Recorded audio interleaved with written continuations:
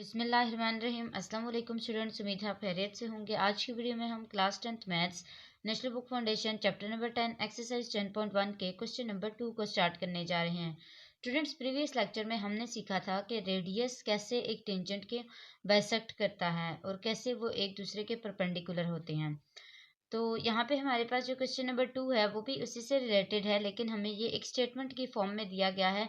तो हम सबसे पहले स्टेटमेंट को पढ़ेंगे, समझेंगे, उसके बाद इसकी सॉल्यूशन करेंगे। यहाँ पे हमारे पास है in the figure A B and A C. अच्छा, यहाँ पे देखिए हमारे पास जो फिगर दी गई है उसके अंदर ए बी और ए सी का पॉइंट है। और वो पॉइंट्स कहाँ पे हैं ये देखें आप। ये एक छोटा सर्कल बना के दिया हुआ है और एक बड़ा सर्कल बना के दिया है। इस छोटे सर्कल में से ये पॉइंट्स निकाले गए हैं, उसके रेडियस से निकाले गए हैं।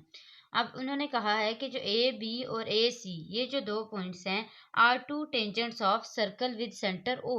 यानी कि वो ये जो है हमारे पास जो एक पॉइंट है इसके दो टेंजेंट्स निकल रहे हैं। इसको टेंजेंट्स कहते हैं ना।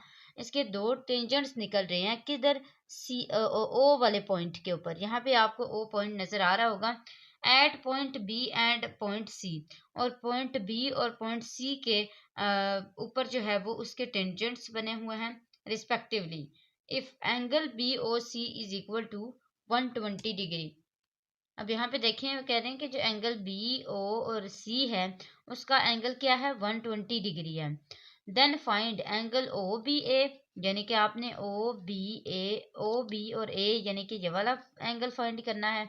उसके अलावा आपने ओ सी बी यानी कि ओ सी बी सी वाला एंगल फाइंड करना है। बी ए सी यानी कि बी ए सी ए वाला एंगल फाइंड करना है। तो ये आपने एक ये वाला एंगल, एक ये वाला एंगल और एक ये तीन एंगल्स आपने फाइंड करने हैं। और फोर्थ वन जो है वो है ए बी सी। यानी कि आपने ये जो बी के अंदर ये वाला एंगल है ये भी फाइंड करना है। अब देखें यहाँ पे हमारे पास जैसे कि हमें पता है कि रेडियस परपेंडिकुलर होता है टेंजेंट के। ऐसे ही हमने पहले पढ़ा हुआ है ना कि रेडियस परपेंडिकुलर होता है टेंजेंट के। अब देखें यहाँ पे अगर हम ये कहें कि रेडियस टेंजेंट के परपेंडिकुलर होता है या रेडियस टेंजेंट को बाइसेक्ट कर रहा है, तो हमारे पास ऐसे पॉइंट्स हैं जो जिसमें बाइसेक्ट किया जा रहा है। ओ बी जो है वो ए बी को बाइसेक्ट कर रहा है, ऐसे ही है ना। इसी तरह ओ सी भी बाइसेक्ट कर रहा है ए सी को। तो ये जो पॉइंट्स हैं इनके अकॉर्डिंग हमने निकाला है कि एंगल ओ ए बी और ओ सी ए ये जो एंगल हैं ये दोनों 90 डिग्री के इक्वल हैं। कैसे हैं ये आप देखें।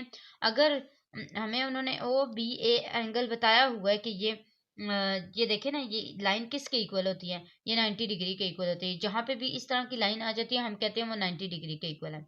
अब अगर हमें पता है कि जो ओ बी ए है वो 90 डिग्री के इक्वल है, तो ऑब्वियसली ओ सी ए भी 90 डिग्री के इक्वल है, क्योंकि रेडियस तो टेंजेंट को बाइसेक्ट करता है ना। इसकी ऊपर वाली लाइन और नीचे वाली लाइन की लेंथ भी इवन सेम होती है।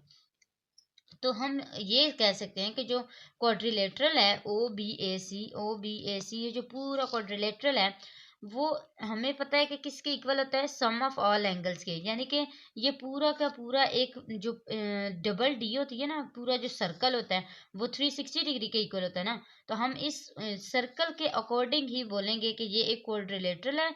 और इस क्वाड्रिलेटरल को हम इस तरह एंगल्स को फाइंड कर सकते हैं कि हमारे पास सारे के सारे एंगल्स को सम करने से 360 डिग्री आता है। अब सारे के सारे एंगल्स, जितने भी एंगल्स इसके अंदर आते हैं वो सारे लिख लें, लेकिन याद रहे वो किसके इक्वल होंगे, 360 डिग्री के। जिस तरह हमने alpha plus beta plus gamma equal किया था ना 180 डिग्री के, इसी तरह हम जो सारे के सारे क्वाड्रिलेटरल के एंगल्स होंगे वो हम इक्वल करेंगे 360 डिग्री के। अब यहाँ पे कौन कौन से एंगल्स बनते हैं हम सारे के सारे एंगल्स लिखेंगे और उनको 360 डिग्री के इक्वल करेंगे। सबसे पहले हमारे पास पहला एंगल बनता है बी ए सी का, फिर ए सी ओ का, फिर इसी तरह ओ बी ए का और बी ओ सी का। यही चार एंगल बनते हैं। इन चारों में से हमारे पास क्या क्या एंगल्स हैं, जो एंगल्स मौजूद हैं वो आप यहाँ पे लिख लें और जो नहीं है उनको छोड़ दें। जैसे कि हमारे पास बी ए सी का जो एंगल है वो नहीं है, ये वाला एंगल नहीं है ना। ओ सी ए का हमारे पास एंगल मौजूद था जो कि हमने खुद फाइंड किया था। हमने बोला था कि रेडियस टेंजेंट को बाइसेक्ट कर रहा है, तो वहां से हमने ये एंगल निकाला था कि ये 90 डिग्री के इक्वल है।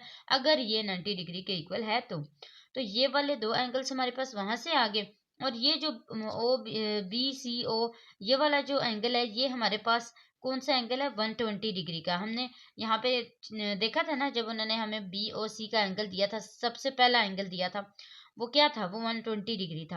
अब वो जो 120 डिग्री एंगल है हमने वो पुट किया, और यहाँ से जो एक एंगल हमारे पास मौजूद था और एक एंगल हमने उसके अकॉर्डिंग निकाला था, वो दोनों एंगल्स हमने यहाँ पे 90-90 सेम पुट किए हैं। अब हमने क्या करना है, ये 360 डिग्री के पहले से इक्वल हो गया था ना। अब ये जो सारे के सारे नंबर्स हैं 90, 90, 120, इन तीनों को आपस में प्लस करें। जो भी आंसर आएगा उसके साथ 360 माइनस हो जाएगा, क्योंकि वो दूसरी साइड पे प्लस हो रहा था। अब जब हम इसको माइनस करेंगे तो हमारे पास आंसर क्या आ जाएगा, 60 डिग्री। इसका मतलब है कि बी ए सी किसके इक्वल आया, 60 डिग्री के। अब जो ट्रायंगल है ओ बी सी, इसको देखें, हमने ओ बी सी ट्रायंगल को लिया है।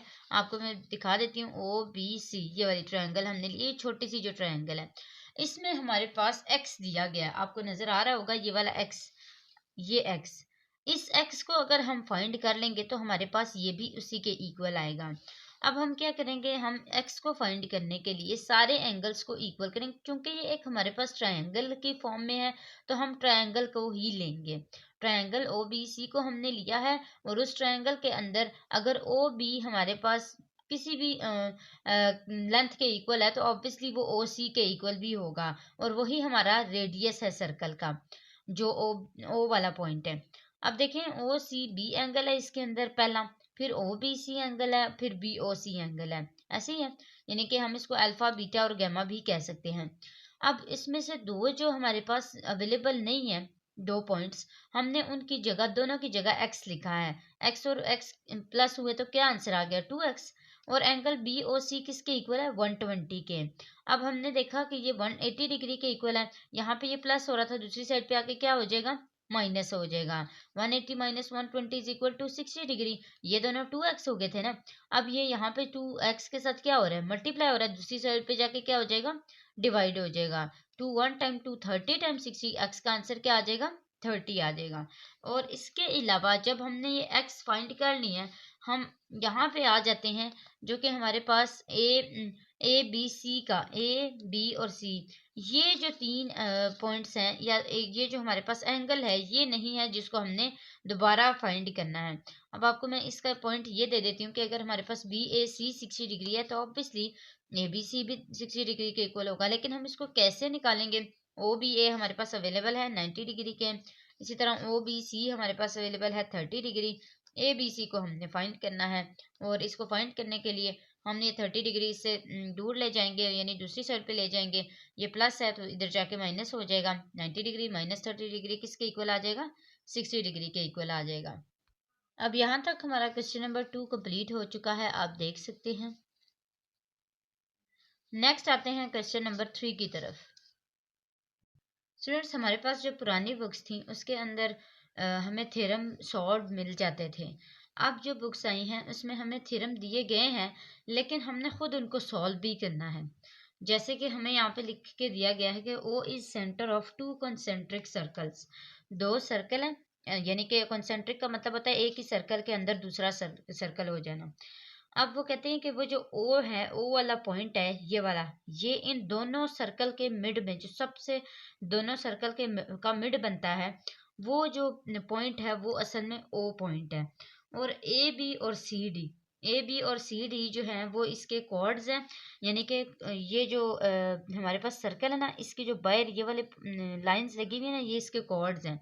और outer circle tangent to inner circle, outer circle से इनर सर्कल के अंदर कॉर्ड्स बने हुए हैं, ये मैंने बना दिए हैं। ए बी और सी डी को पॉइंट्स उन्होंने नाम भी दिया था कि ए बी और सी डी इसके नेम होंगे। अब वो कहते हैं कि प्रूव दैट ए बी और सी डी। अब वो जो आपने बनाए हैं, वो जो लाइंस आपने बनाई हैं, आपने ये बताना है कि वो दोनों लेंथ में क्या सेम है, क्या वो दोनों एक दूसरे के इक्वल हैं। सबसे पहले हम गिवन लिखते हैं, फिर उसके बाद कंस्ट्रक्शन लिखते हैं, फिर प्रूफ, फिर स्टेटमेंट देते हैं, और फिर उसका रीज़न भी बताते हैं कि हमने ये स्टेटमेंट क्यों दी है।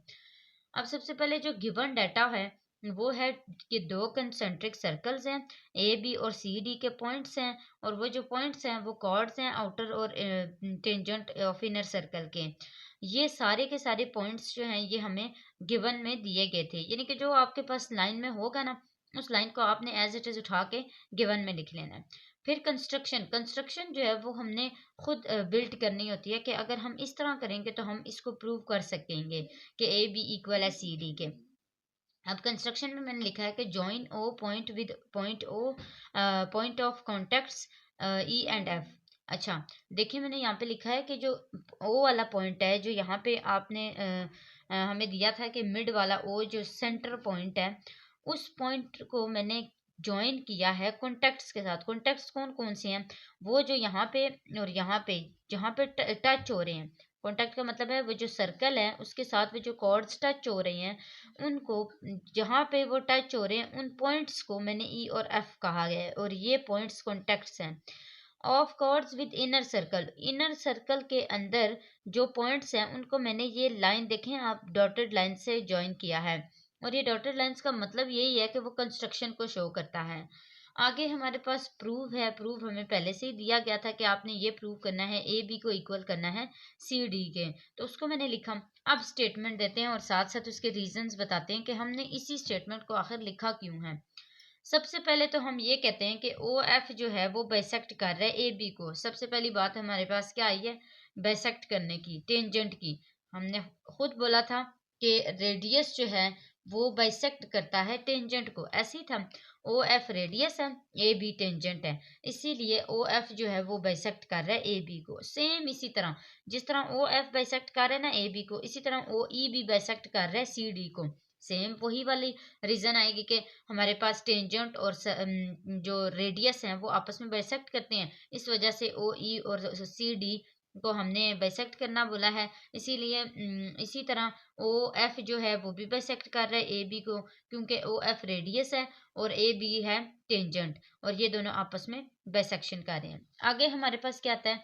ओ ई और ओ एफ इक्विवेलेंट। देखें, अगर हमारे पास ओ एफ भी बाइसेक्ट कर रहा है ए बी को और ओ ई भी बाइसेक्ट कर रहा है सी डी को, तो ऑब्वियसली ओ ई और ओ एफ एक दूसरे के इक्वल हैं, और वो रेडियस भी है इनर सर्कल का। इनर सर्कल का जो रेडियस होता है वो तो हमेशा मिड वाला पॉइंट होता है ना, जैसे ये वाला है, ये बिल्कुल मिड पे सेंटर पे पॉइंट है। अगर सेंटर पे पॉइंट हो तो यहाँ से लेके यहाँ तक जो टेंजेंट तक लाइन जाती है वो, और यहाँ से लेके यहाँ तक, ये दोनों हमेशा इक्वल ही होते हैं ना। तो ये हमारे पास आ गए कि ओ ई इक्वल हो गया ओ एफ के। इसीलिए हम कह सकते हैं कि ए बी इक्वल है सी डी के, because A B and C D are two chords और आउटर सर्कल। हमें यही बोला गया था ना कि दो कॉर्ड्स हैं आउटर सर्कल के, which are at equal distance, और वो दोनों इक्वल डिस्टेंस के हैं फ्रॉम सेंटर ऑफ सर्कल। कहाँ से? ओ, ये जो सेंटर वाला पॉइंट है ओ वाला, वहां से इस इन दोनों का डिस्टेंस बिल्कुल सेम है। Of circle O E and O F, हमने यही यहाँ पे यही बात की थी ना कि रेडियस ऑफ इनर सर्कल है और वो ओ ई और